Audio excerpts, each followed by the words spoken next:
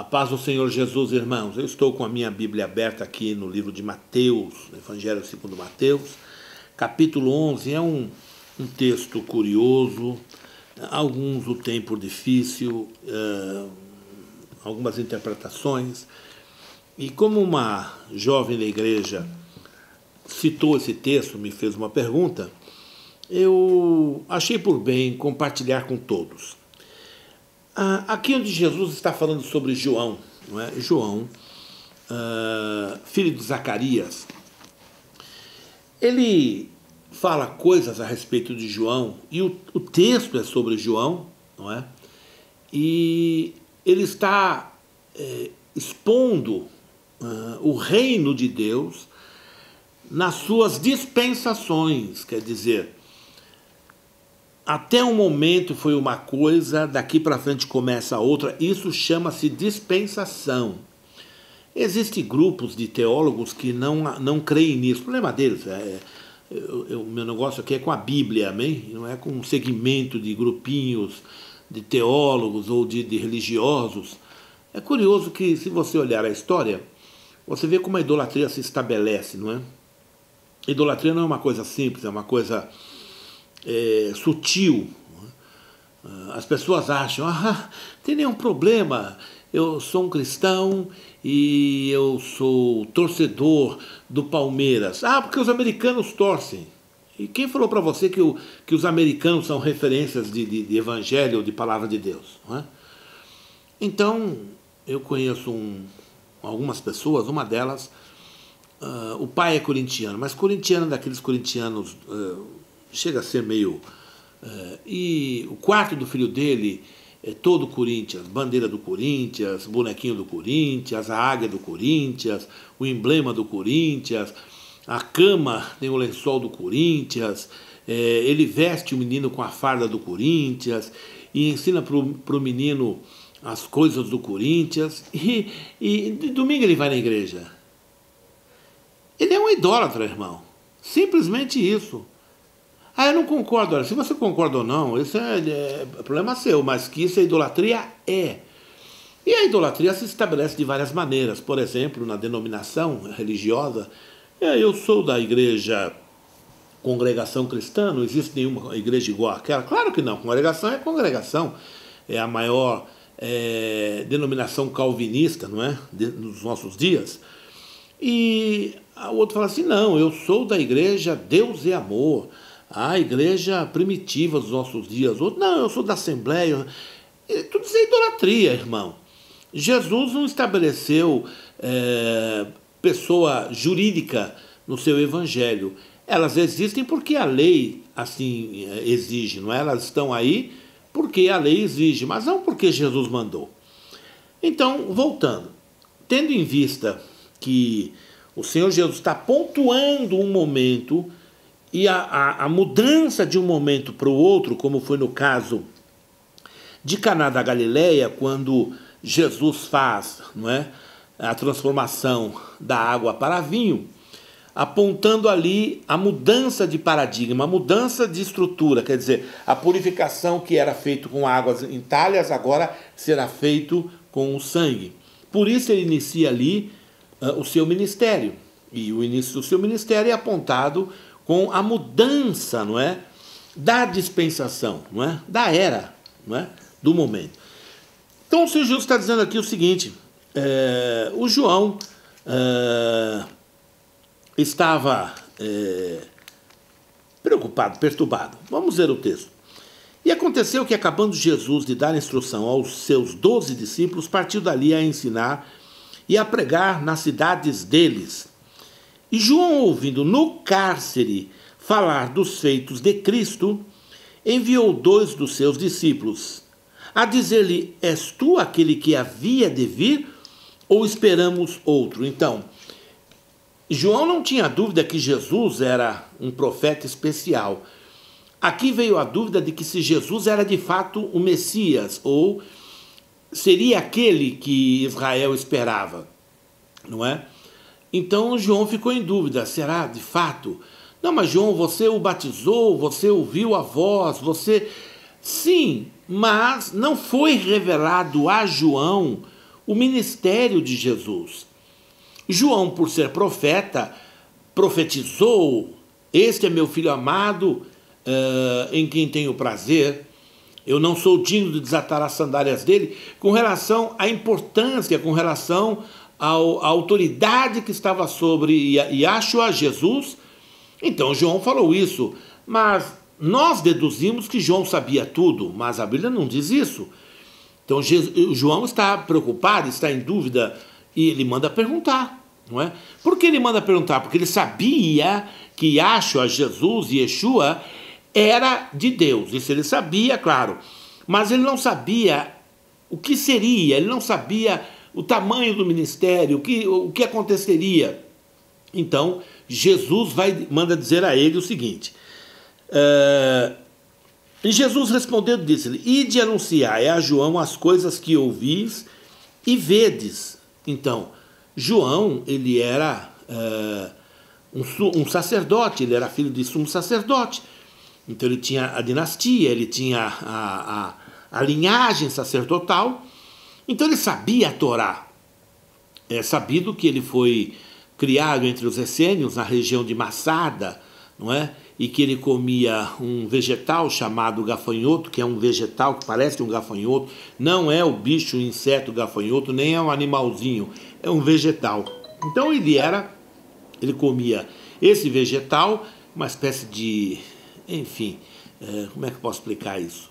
Bem, ele comia esse vegetal e também mel silvestre. Ele foi criado distante da cidade e foi criado aos pés dos homens que dedicaram-se a estudar e a escrever a Torá, não é? E a Taná. Então, ele, desde pequeno, ele sabia tudo. Então Jesus fala assim: olha, diga a João o que você ouve, o que eu tenho dito. Diga a João o que eu tenho feito. E aí ele vai deduzir, porque Jesus sabia, e Yeshua sabia que João tinha entendimento. Então, no verso diz assim: os cegos vêm, os coxos andam, os leprosos são limpos e os surdos ouvem. Os mortos, no plural todos, são ressuscitados e aos pobres é anunciado boas notícias, o Evangelho. E bem-aventurado é aquele que não se escandalizar em mim. E partindo eles, começou Jesus a dizer à multidão, às turbas, a respeito de João. Veja, por certo, aqueles discípulos devem ter sido um tanto indiscreto por dizer: olha, alto, não é? Olha Yeshua, olha Yahshua, nós somos discípulos de João. Todo mundo conhecia João e ele mandou perguntar, não é? E Jesus respondeu publicamente e as multidões ficaram olhando aquilo. Então Jesus, vendo isso, começa a dizer o seguinte a respeito de João: que fostes ver no deserto? Uma cana agitada pelo vento? Quem é que vai sair de casa para ir no deserto para ver lá um caniço, um capim, sendo agitado pelo vento? Qual é o significado disso? Nenhum. O que você foi lá ver? Um nada, uma coisa insignificante? O que é que você foi lá ver? Sim, o que fostes ver. Agora, o outro oposto. Um homem ricamente vestido?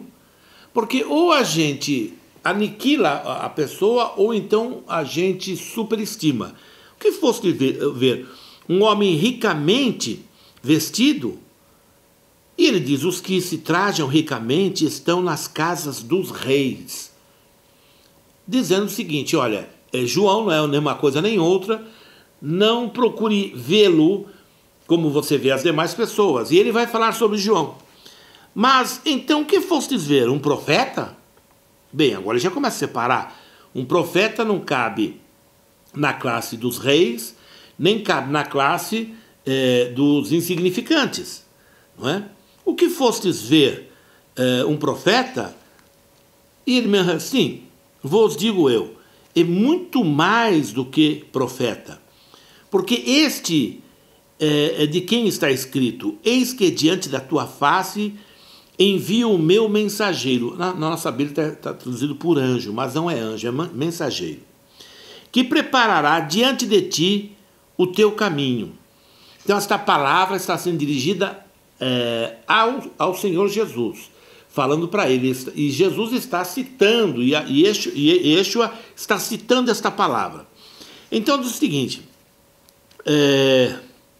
em verdade vos digo, continua Yeshua, que entre os que de mulher têm nascido, não apareceu alguém maior do que João. Mas aquele que é menor no reino dos céus é maior do que ele. Vamos explicar isso rapidamente. Porque João foi citado por Jesus como maior? Maior que Abraão, pai da fé, maior que o libertador, Moisés, maior que os profetas todos. E qual foi o milagre que João operou? Qual foi o grande sinal que João fez? Nenhum. Qual foi a grande mensagem profética que João anunciou? Aí sim, ele revelou ao mundo o Salvador. Mais do que isso. Então vamos entender um pouco a cultura judaica, não é? E é bom entendermos o seguinte. Deixa eu fazer uma parte aqui, depois eu volto. O apóstolo Paulo, lá em Filipenses, ele fala o seguinte: guardai-vos dos cães, guardai-vos dos maus obreiros, guardai-vos da circuncisão. Há uma tradução judaizante que diz que isso não é verdade, que ele não está falando dos judeus, está falando dos ímpios, não é? Não, ele está falando dos judeus, sim, porque na continuação do texto ele vai falar exatamente isso. Porque a circuncisão somos nós. Então, se você traduzir isso como ímpio, seria assim, porque os ímpios somos nós. Então, você teria que seguir a mesma interpretação, não é? Que nos gloriamos em Jesus Cristo e não confiamos na carne. Então, o texto de Filipenses deixa muito claro que o apóstolo Paulo está se referindo ao povo de Israel. Povo de Israel que eu amo. Mas nem por isso eu deixo de entender que é um povo de dura cerviz. Não são palavras minhas, são palavras de Hashem. O povo de Israel foi espalhado como Hashem tinha dito que aconteceria e que nos últimos tempos traria de volta. E não traria Israel de volta, não faria de Israel uma só nação, porque depois de Salomão se tornou duas nações, Israel e Judá, e o Efraim e Judá também pode ser chamado assim. E então ele diz assim: nunca mais serão chamados duas nações, mas será uma só, quando ele manda juntar as duas madeiras, as duas varas. Então o Altíssimo de Israel diz o seguinte, que ele traria o seu povo de todas as nações, e você vai encontrar essa profecia, Ezequiel 37, não é? O Vale dos Ossos Secos fala sobre isso, fala sobre como o Altíssimo trouxe, não é, o povo de Israel de volta a Israel, quando Israel estava com a sua autoimagem absolutamente destruída, dizendo que eles eram um vale de ossos secos que lhe foi toda a esperança, não é? E ossos secos quer dizer, nem tutano tinha, não havia nada, não havia vida alguma, sequíssimos, não é? E a pergunta era: pode por acaso esses ossos voltar a viver? E quer dizer, pode por acaso Israel voltar a ter vida? Não é? Essa profecia já se cumpriu, irmãos. O Vale dos Ossos Secos já se cumpriu, como disse o pastor Menocalish, lá de Israel, de Jerusalém. Ela tem 3 etapas e estamos na segunda etapa, no final da segunda etapa, indo para a terceira etapa. E então, nesse texto é revelado a dureza do coração de Israel, e Hashem diz o seguinte: olha, eu não perdoarei Israel porque Israel se converteu, ou porque Israel se arrependeu, ou porque... Não, ele falou assim: eu, por mim mesmo, apagarei os vossos pecados, escreverei no vosso coração as minhas leis, e limparei de vocês toda a mancha, e farei de vocês o meu povo, e eu farei isso por amor do meu nome, disse o Todo-Poderoso. Não é porque você fez alguma coisa. Então, eu vejo muitos judeus, não é, religiosos, se portando como se eles fossem os mais dignos, não é? Mas não tem o testemunho dos céus, eles não têm o testemunho dos céus. Os religiosos hoje de Israel devem pelo menos se humilhar e dizer assim: Senhor, Criador dos céus e da terra, Tu que és o Eterno, Tu que és o Altíssimo de Jacó, volte-se para nós. E ao invés de achar que está tudo bem, não está bem, não está bem. Mas, se você olhar, Israel como está abençoado, olha que maravilha, e tal. Mas não é porque o judeu vai bem, é porque o Criador, Hashem, falou isso. Muito bem. Então, quando nós olhamos para o que o Paulo está dizendo, o apóstolo, ele falou: cuidado com eles. Por quê? Porque é muito fácil de você ser seduzido e cair da graça. E se você assim o fizer, Cristo de nada lhe adiantará. Você estará expondo Cristo novamente à vergonha, ao vitupério. Então, o que você fará, não é, a respeito disso? Então agora surge um monte de grupos, não é? Olha, o nome Jesus é um nome blasfemo, o nome Jesus é um nome ofensivo, e por isso que lá em Apocalipse a meretriz vem com um monte de nomes, né, de blasfêmias e tal, dizendo que Deus vem de Zeus. Mas isso é em português, não é? Então, Deus não vem de Zeus, por exemplo. God, mas God vem de cachorro. Em qualquer... Essa é uma coisa da língua portuguesa, né? Não God, dog e tal. Qualquer coisa você vai associar. Então, eles dizem o seguinte: olha, o teu culto feito a Deus, ao Todo-Poderoso, feito em nome de Jesus, não vale nada. Quer dizer, anulando 2000 anos de igreja, 2000 anos de pregação, porque a pregação, o evangelho, foi anunciado em nome de Jesus, não é? Jesus Cristo Salvador, e foi anunciado em nome de Deus, não é? Alguns o chamam de Jeová, outros de Yahvé, não é? E, não, esses homens, o Adonai, o Elohim, não é? Elohim não é nome, Elohim é atributo, Elohim quer dizer poderoso. Então, quando as pessoas ouvem isso, ficam todas perturbadas. Meu irmão, eu fui batizado em nome de Jesus. E quando eu fui batizado, eu fui cheio do Espírito Santo e eu tive uma experiência real, eu nasci de novo, isso não é uma brincadeira. E não foi feito em nome de Yahshua, não é? Por exemplo, se você fala na tua igreja aleluia, não é? Por que é aleluia e não aleluia? Porque não é Yeshua, é Yahshua, não é? Porque o nome do Todo-Poderoso é Yahweh, não é? Ou Yahweh, mas as pessoas dizem que é Yahweh, não é? Eu só vim saber há pouco tempo, e todos nós, sem essa hipocrisia, sem essa descaração, nós não sabíamos até outro dia isso, nada disso. E nós adorávamos a Deus, aleluia, aleluia, aleluia, aleluia. E até citei que eu mudo, quando eu escrevo aleluia, eu escrevo aleluia, e o I eu coloco o Y, e no meio da palavra eu coloco o Y maiúsculo, não é? Então alguém pode pensar que é erro de digitação. Não é, é porque esse aleluia, louvado seja Yahweh. Então eu coloco o nome, a letra maiúscula, porque trata-se do nome do nosso Criador, louvado seja Ele para sempre. Então Paulo diz a respeito, para nós termos cuidado com isso. Por quê? Porque a antiga aliança, por que eu digo antiga aliança? Eu não estou dizendo a velha aliança, eu não estou dizendo... uma coisa é um caminhão velho, outra coisa é um caminhão antigo. Um caminhão antigo vale mais do que o novo.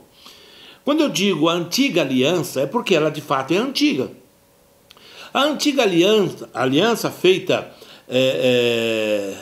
no monte através de Moisés, ela foi dada ao povo de Israel. E o povo de Israel observa esses mandamentos até hoje. Não observa nada, na verdade, não observa, mas pensa que observa até hoje. A prova é que hoje, por exemplo, a circuncisão já não é mais praticada. Eles fazem só um pontinho assim, né, um furinho. Isso quem falou foi um rabino. E uma gota de sangue deixa derramar, porque eles acham que não precisam mais, ou que não é mais assim. Quer dizer, quem deu autoridade a esse rabino de mudar o que a Torá diz? Mas por que então o judeu... porque os judeus aceitam, porque ele é rabino. Esse é o problema, não é? Esse é o problema. Quer dizer, o cara tem o título de rabino e faz qualquer coisa, qualquer porcaria, e todo mundo tem que aceitar. A mesma coisa na igreja cristã. O pastor faz um monte de porcaria e o povo tem que aceitar porque é o pastor, não é? Complicado, não é, irmão? Bem, muito bem. Então, Jesus está dizendo sobre João. E ele falou o seguinte, olha, não houve ninguém igual João, o maior foi João. Mas ele cita logo em seguida, o menor nascido no reino de Deus é maior do que João.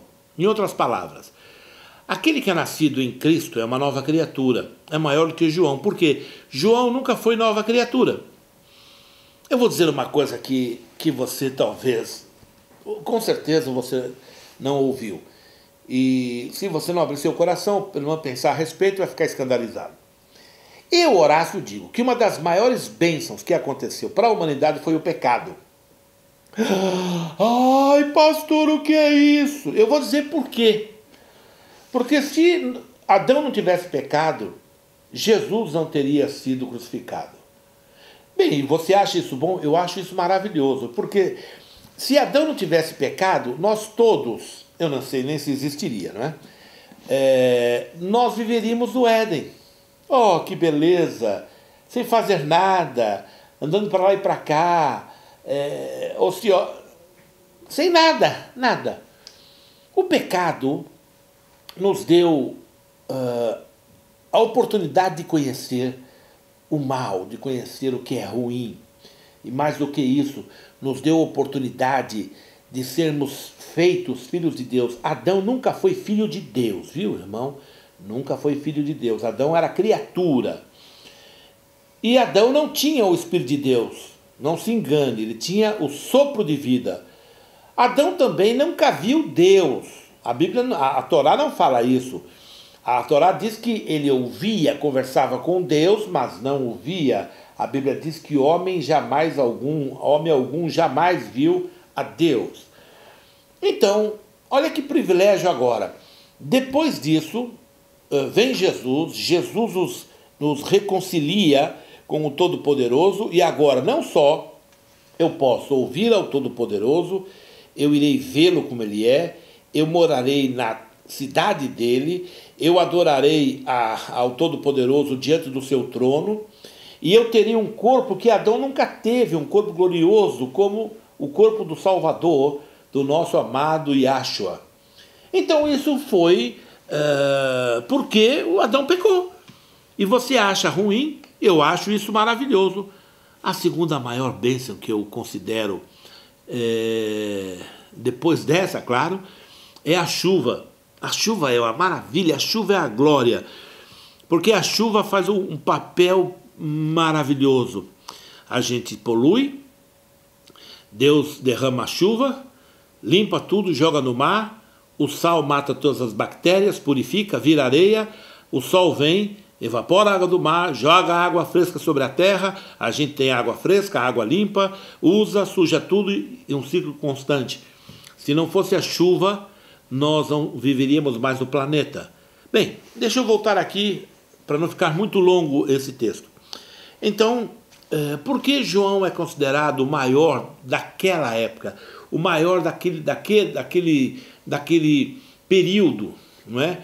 Que foi dos profetas, não é? e dos patriarcas, enfim.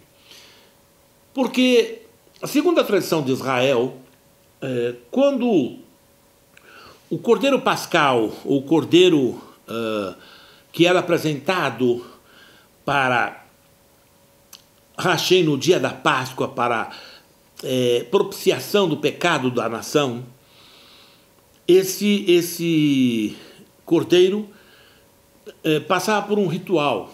Não dá tempo de falar tudo aqui, como ele tinha que ser escolhido, como ele tinha que ser fiscalizado por 2 testemunhas para ver se não havia mancha nem mácula. Foi o que fez Pôncio Pilato, foi o que fez Herodes. Não vejo nele falta alguma para que o condenar. Eram testemunhos que eles estavam dando de que Jesus era o cordeiro sem mancha e sem mácula. Glória ao nome dele. Então, o sacerdote tinha que passar o pecado do povo para o cordeiro. E é isso que João faz, não é? Quando batiza o nosso Salvador. Vamos pensar aqui. O batismo nosso é batismo para arrependimento. Quer dizer, a pessoa ouve o evangelho, crê que é pecador, crê que Jesus Cristo é o Filho de Deus e que morreu e ressuscitou e por ele somos salvos. Muito bem. Então ele é batizado em Jesus. Muito bem, porque ele é um pecador. Mas Jesus não era pecador. Então por que ele foi batizado? Bem, o sentido é o oposto em Jesus. Ele, sendo santo, se fez pecado. Aleluia! É o que a Bíblia diz, se fez pecado. Como é que isso se deu? Se dava quando o sacerdote impunha as mãos sobre o cordeiro e transmitia o pecado da nação para o cordeiro, e aí o cordeiro era sacrificado. Então foi isso que aconteceu, não é? Por isso que ele é tido como o maior de todos, porque ninguém teve, nem Moisés, essa função de pegar o pecado da humanidade e colocar sobre Jesus. Foi João, por isso que ele é considerado maior. Mas continua dizendo aqui o texto seguinte: em verdade vos digo que, aqui já lemos, e desde os dias de João até agora, então algumas pessoas pensam assim, desde os dias de João, pensando que Jesus fala assim, desde os dias em que João nasceu, coisa assim. Não, desde os dias de João, quer dizer, desde os dias em que João é o representante da lei dos profetas. Então, desde os dias da lei dos profetas até agora, é o que ele está dizendo, se faz violência ao reino dos céus, vírgula. Essa é uma afirmação.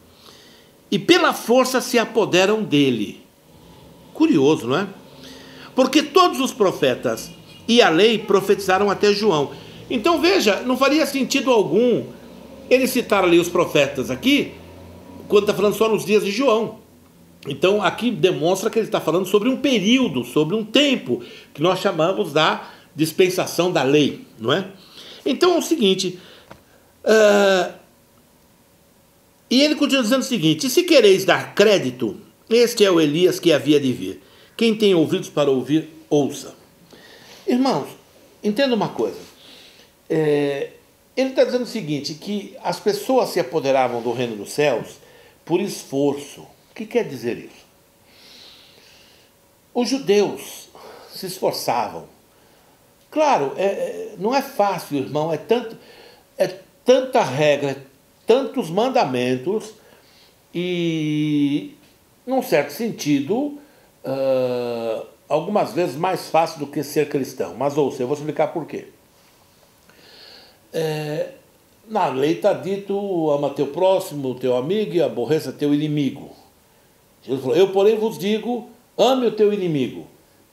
Bem, e as pessoas pensam assim, por que Jesus falou para amar o inimigo? E eu pergunto a você, você consegue amar o inimigo? Difícil, né, querido irmão? Difícil. Eu não gosto de hipocrisia. Difícil. Vamos fazer algo mais fácil. Você consegue amar o teu próximo como a ti mesmo? Eu acho que difícil. Difícil. Então, o que Jesus falou assim? Não, eu vos tirei da lei e vos coloquei na graça. Olha que maravilha. Como que maravilha? Isso não é maravilha nenhuma. O Senhor apertou muito mais. Quer ver um exemplo? Ele falou assim, olha, se você só disser raca ao teu irmão, será réu do fogo do inferno. Diga que você nunca chamou um irmão de maluco. Não é? Vamos mais longe. Aquele que olhar para a mulher do próximo desejando no seu coração. Irmão, dificilmente um homem olha para outra mulher sem a cobiça. Ele olha porque é mulher. A não ser que, bom, isso é outro assunto, não é mais. Digamos que vai passando um homem na rua, você que é homem não olha para o homem. Só fala, boa tarde, vizinho, como é que vai? Fala grosso, não é? Mas se passa uma moça bonita, aí você dá uma olhadinha de olho, uma olhadinha. Alguém olha assim, ó, o irmão. Conta para ninguém não. No dia de hoje eu estou dando graças a Deus que os irmãos olhem para as mulheres, porque do jeito que vai a coisa, tá terrível, não, irmão? Terrível. Não estou incentivando ninguém a ficar no pecado, não. Eu estou dizendo que a coisa, gostar de mulher hoje virou crime, viu? Mas assim, voltando aqui. Então, ele apertou muito, meu Deus, então... E agora, eu me pergunto, Horácio, você já adulterou? Eita, será eu? Misericórdia. Eu acho que eu já. E você, mano, já adulterou, mano? Quanto tempo você tem de casado, mano? 3 anos. 3? Vai pra 3º. Puxa, que a tua mulher não ouça isso, não veja esse vídeo, mas vai ouvir. Elas não podem ficar magoadas, porque essa é a natureza. Mas nós não somos adúlteros, porque não deitamos, nem cobiçamos, ficamos com coisa na cabeça. Mas foi Jesus que falou, se só olhar... O que ele está dizendo aí? Irmão, ouça muito bem. Ouça com os 2 ouvidos. Quando você se meter a querer usar a lei ou praticar a lei para se sentir justificado, ele vai apertar. Ele vai dizer, vou apertar a lei. Para que você saiba, é impossível. Não se meta nesse caminho. Não ande por aí. O meu justo, diz a santa palavra de Deus, Novo Testamento, viverá da fé. E se ele retroceder, minha alma não tem prazer nele. Retroceder da fé. Retroceder de caminhar nisso. E tem crente retrocedendo. Tem crente... eu agora estou guardando o sábado. Eu agora não como mais toicinho, torresminho, porque eu não tomo mais café. Sei lá, umas coisas assim, não é? Você pode fazer, se você quiser fazer regime, eu não sou contra isso. Mas não pense que isso te melhore diante de Deus. Ao contrário, põe você nu, porque você não é justificado pela fé. Então, os judeus faziam um esforço sobremaneira e acabavam conquistando, claro, porque foi a proposta do Todo-Poderoso que o povo de Israel assim vivesse. Mas quando Yahshua vem, ele fala assim, olha, eu aperto isso, amar inimigo, irmãos, ouçam bem. Deus não pode pedir para mim, nem para você, algo que nem ele faz. Você concorda comigo? Se ele que é Deus não faz, como é que ele vai pedir para mim, que sou carne? Terrível, não é? Então eu vou dizer, Deus ama Satanás? O que é que você acha? Jesus ama os nicolaítas? Leia lá em Apocalipse. Jesus fala que os odeia. Então Jesus, o senhor odeia e manda eu amar o cara? Não é estranho isso? Querido irmão, Jesus não está dizendo para eu amar o cara que matou a criancinha do lado aqui de casa. O que ele está dizendo é para você não querer se sentir justificado pela lei. Essa é a lição. Jesus não quer aniquilar a tua alma, as tuas emoções, a tua personalidade. Não é quando você fica indignado com a injustiça. Porque a Bíblia fala assim, bem-aventurados que têm fome e sede de justiça. Mas se você é aquele piegas, dengoso, amado, querido, vamos orar. Não, irmão, olha, vamos botar fogo, né? Vamos orar. Deus nos ama. Não é? Quando eu leio a Bíblia, eu não vejo exatamente isso. Eu vejo assim, Senhor Deus, eles nos proibiram de falar no teu nome. Olha as ameaças dele. Quer dizer, o Senhor cuida deles e conceda-nos o teu poder e que sejamos cheios do Espírito Santo e preguemos a tua palavra com ousadia. E a Bíblia diz, e tendo orado, moveu-se do lugar em que estava. Oh, glória a Deus! Se essa oração não fosse verdadeira, Deus não manifestaria a sua aprovação. Então, esse texto está dizendo sobre violentar, não é? O reino dos céus. E é de fato uma violência. Porque o reino dos céus, você tem direito a entrar nele pela fé. Agora ouça, o que eu vou dizer, eu preciso ter cuidado para você não entender errado. Tem pessoas que imaginam que o reino de Deus todo mundo é igual lá. Não é. Não é, não se engane com isso. Fosse fiel no pouco, sobre muito te colocarei, dirigirá 10 cidades, ou outros 5. As coisas são distintas. Cada um receberá do Senhor Deus segundo o que fez através do corpo. Então, se você não fez nada, não espere ter. Você não tem nada lá, não se engane, está sendo avisado aqui. Você não tem nada lá. Então procure fazer. Tá certo? Eu sou desigrejado, eu fico muito magoado. Olha, pare de ficar bicudo e magoado e vá trabalhar, vai fazer alguma coisa. Para de ficar falando. Eu vou falar do pastor fulano, do pastor ciclano. O que tu vai ganhar com isso? Não é? Eu falei de um aí, de 2 ou 3, porque foi pessoal. E aquele cidadão me chamou de nazista. Então eu falei dele, entendeu? Eu falei dele e falo na cara dele com toda a ousadia do Espírito Santo. Não tem papa na língua, não. Porque nazista, nunca fui. Eu sou pró-Israel. Como é que eu posso ser nazista? Não é? Dizendo que todos os eleitores de Bolsonaro eram nazistas. Porque ele votou na Marina, entendeu? E a Marina, o marido dela lá, destruiu não sei quantos hectares de madeira lá, sei lá o que me disseram, que está aí na internet. E ela é ambientalista, a santa. Dá licença, rapaz.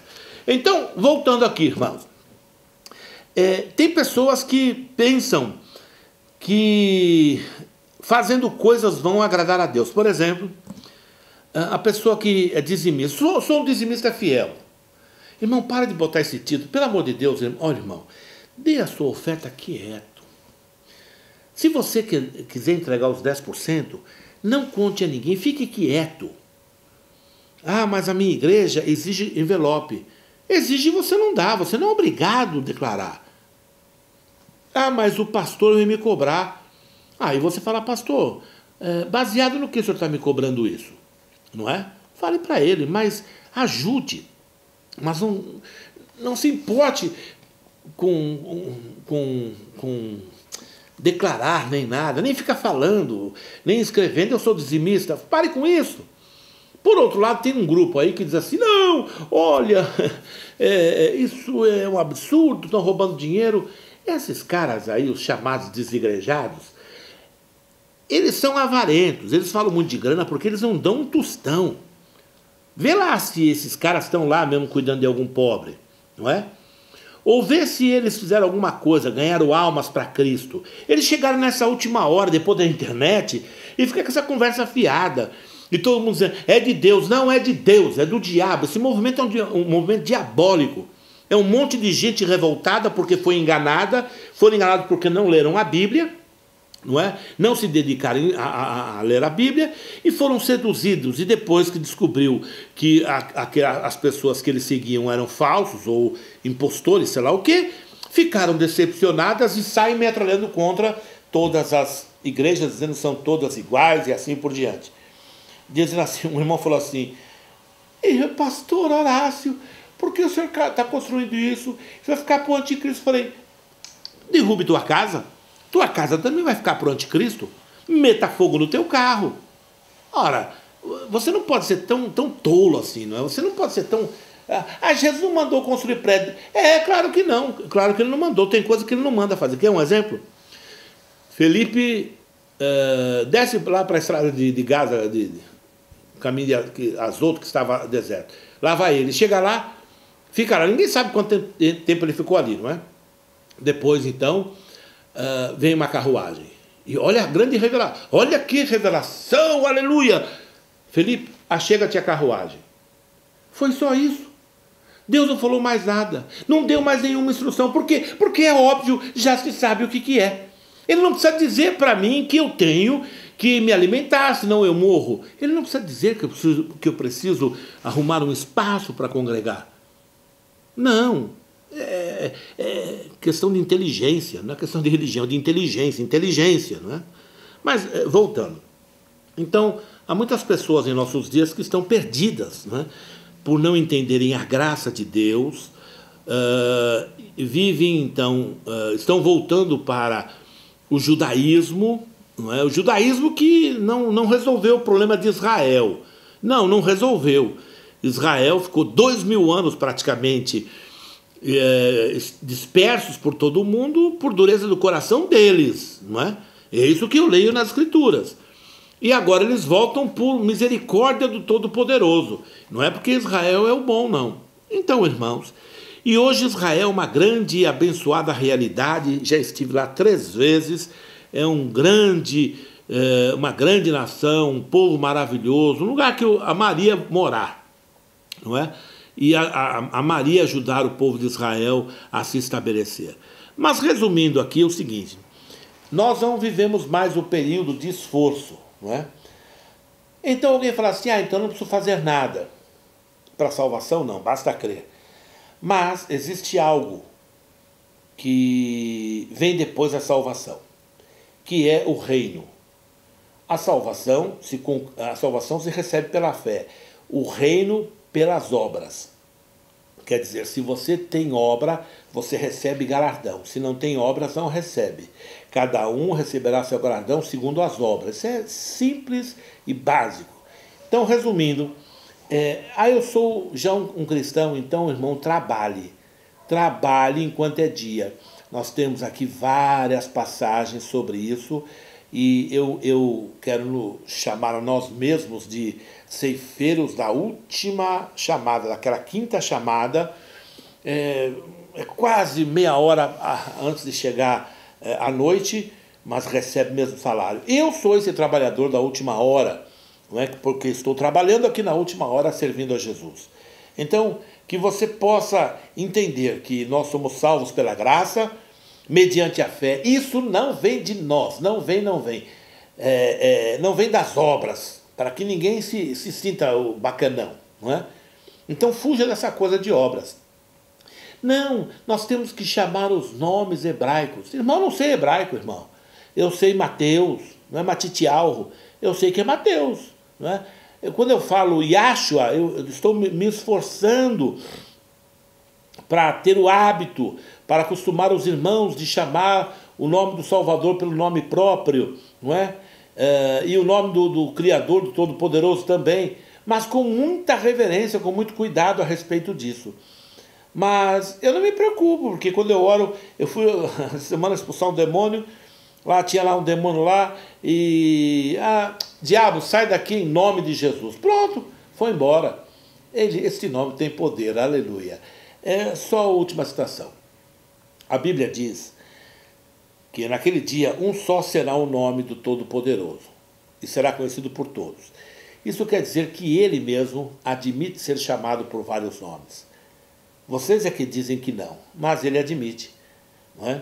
Eu particularmente o chamo de pai, eu o chamo de amo, eu o chamo de meu amado, não é? Eu digo a ele, minha orelha está furada, sou escravo voluntário.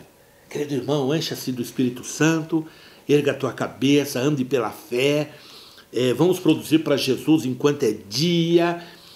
Sai desse negócio de faladores, murmuradores de internet, que essas pessoas não produzem, ficam só vendo o pecado dos outros. Vai ganhar alma, meu irmão, em nome de Jesus, amém?